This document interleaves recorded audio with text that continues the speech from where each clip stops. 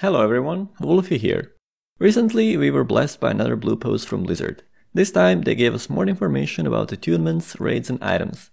Some bits of information are actually juicy and interesting, while some are purely confirmation of simulation of going through patches to provide the authentic experience. I wanted to discuss and give my opinion on some of them, so let's start right away. First part of the blue post is about attunements. As expected, the TBC attunements are true to their nature.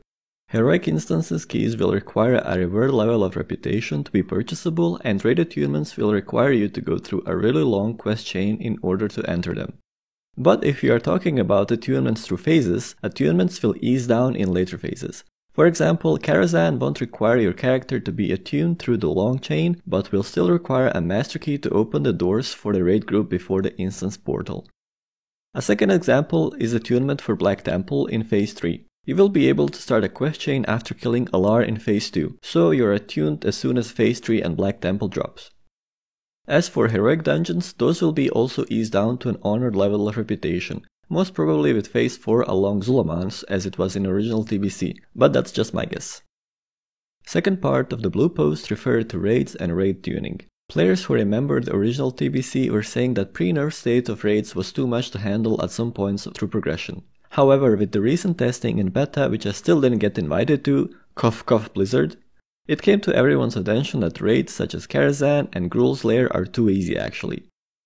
There isn't concrete fact about the raid tuning being in pre-nerf state, since bosses even drop Badge of Justice, but still the first official raid on beta test run was finished with 2 to 3 wipes, some cases no wipes at all, like the Gruul's Lair. Hopefully for all of us this isn't a pre-nerf state. If not you, then me myself am a fan of actual feeling of progression and I want raids to be challenging. Blue Post said, quote-unquote, original health and damage values will be used. These, as well as the mechanical changes, will be adjusted in future phases. Keyword adjusted. This is a hint that raid will definitely be in pre-nerf state and then later on nerfed. Blue Post continues with, the original state for raids will persist throughout the phase during which is current content. With the release of the next phase, adjustments will be made as they were in original Burning Crusade. My suspicion is confirmed. I expected Blizzard to just flat nerf the raids of the previous phase upon releasing the next one. These parts so far are confirming the authentic experience and they are basically a redo of original TBC, but the next part is rather interesting. Exceptions will be considered. We are looking forward to your feedback on adjustments during the testings of future PTRs. Apparently some raids won't be nerfed. What? I have 2 theories about this. First, a better one. Raids will be more difficult and players will enjoy it so much that Blizzard won't make it a piece of cake because of that reason. And second, the worst one, raids will be a piece of cake from the start, so there will be no need to nerfing them. On the bright side though, World Buffs Fiesta will be over with Classic Vanilla, as World Buffs from Kalimdor and Easter Kingdoms won't be obtainable after reaching level 63. However, those can still ease your early dungeon clearings. But also on the other hand, Outland World and Quest buffs will be purged from you once you enter the instance. This will harm the min-maxing and will make a smaller gap between seasoned and journeyman TBC players. Ritual of Summoning won't work from inside of Tempest Keep instances, but won't work from outside of them in the whole Netherstorm either. So yeah, go figure. Well, actually go farm gold for the fly mount. Third and last part of the blue post is talking about items. Firstly, about Badges of Justice. Like in OG TBC, badges won't be on the raid boss's loot table until later phase. But interestingly enough, daily dungeons quests will be available and will be awarding badges from the start. I'm kind of torn between whether this is a good decision or not. Surely, as Blizzard says, it will encourage dungeon variety, but will this have an impact on later phases? Especially with gems being available to be purchased for those later on? Or gear that comes with Phase 4? Players will be able to farm and stack badges for later uses, on multiple characters, on multiple accounts. But for regular casual players, it's gonna be a nice catch-up as soon as the new Badge of Justice gear is released. Next interesting thing is the profession requirement for wearing an item. They said this.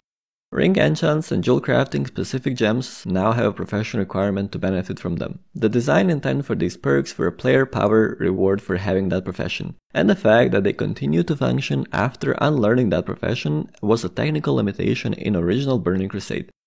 It's a common knowledge that some items, especially in later phases, require a certain amount of profession skill in order to equip them, like leatherworking or tailoring chests, engineering helmets, jewel crafting necklaces, etc. but now it seems that enchanting will be balanced as well. It falls back to full min-maxing, as it will be harmed once again.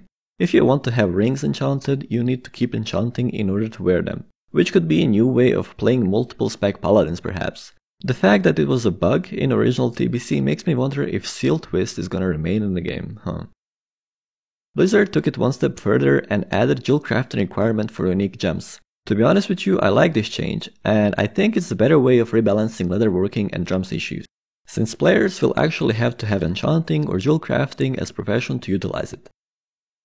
Oh, shamans won't like this one.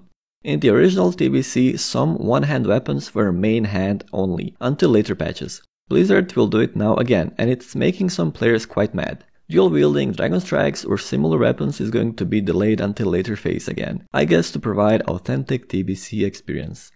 While on this topic, I'd like to mention the change Blizzard is making to engineering. Apparently, epic engineering goggles will be available only from phase 5, but I'm afraid that it will make engineering near to useless for raiding until then. Again, I see it as a way of balancing leatherworking, but time will tell.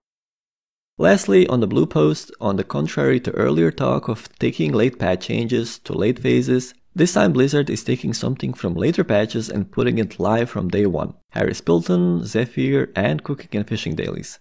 This one has quite a few pros. Harris Pilton will be selling gigantic bags for rich folks, so that's gonna be a much needed gold siphon for the start of TBC. Zephyr won't change things much honestly, it's more of quality of life thing. Goes pretty well along daily dungeon change I talked about earlier. For those who don't know, Zephyr will be teleporting you to Caverns of Time cave in Tanaris if you build up a high enough reputation with Keepers of Time faction. Cooking and fishing dailies are rewards for grindy players who are taking a big portion of the day by looking at the screen and clicking once every 20 seconds. All in all, to recap, I welcome the changes, but my concern still lies in the raid tuning. There is still a lot of PTR to go, so only time will tell. In the meantime, for those of us who didn't get the beta invitation, all we can do is wait and read the blue posts. Feel free to share your thoughts with me and others down in the comments. Stay safe and have fun playing the game. Until the next video. Bye bye.